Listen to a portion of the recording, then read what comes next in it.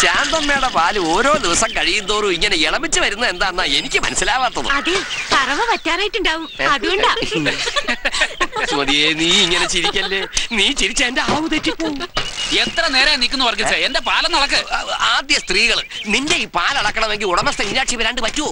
അവളുടെ മുമ്പിൽ വെച്ച് അളക്കുന്നതാ അതിന്റെ ശരി, അല്ലെങ്കിൽ പ്രശ്നമാ.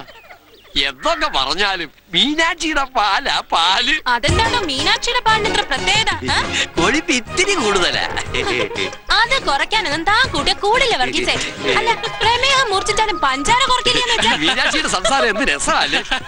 എടുക്കോ. തനിക്ക് ആരുടെ സംസാരം രസമല്ലാത്തത്? വേഗം ജോലി തീർത്ത് വീട്ടിൽ ചെല്ലാൻ നോക്ക്. കെട്ടിയോളം ഒറ്റയ്ക്കല്ലേ അവിടെ.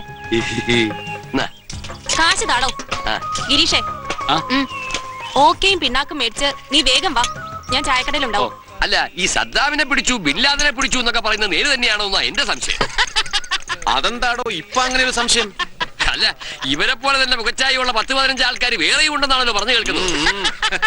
ഇതൊക്കെ സത്യമാണോ എന്ന് ആർക്കറിയാം? എന്തൊക്കെ പറഞ്ഞാലും സത്യത്തിൽ നാണം കെട്ടത് അമേരിക്കക്കാർ തന്നെയാ. അതെ അതെ, ഈ സദാമേ ഒരു ആൺകുട്ടി തന്നെയാ അല്ലേ മാഷേ? എന്താ സംശയം? അമേരിക്കക്കാരെ കൊണ്ട് താടി പഠിപ്പിക്കാനും പേൻ നോക്കിക്കാനും പഠിച്ച നമ്പരാൻ വിചാരിച്ച പറ്റോ? അത് അയാൾക്ക് സാധിച്ചില്ലേ? ഞങ്ങൾ ആകെ കൺഫ്യൂഷൻ ഇല്ല. നിങ്ങളൊക്കെ കൺഫ്യൂഷനിലാണ് ഇപ്പോൾ അമേരിക്ക.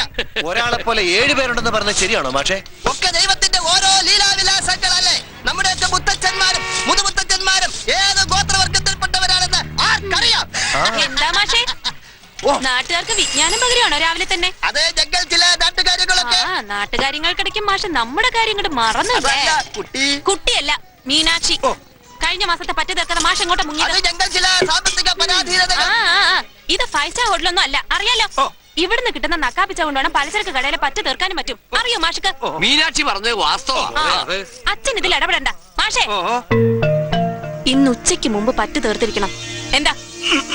ശരി, ഓസിന് വെട്ടി വിഴുങ്ങാൻ കിട്ടിയ എല്ലാവർക്കും കുശാല. ഇവിടെ ചുമ്പോത്തെ നിന്റെ ഏറ് ഞാൻ നിർത്തി തരാം.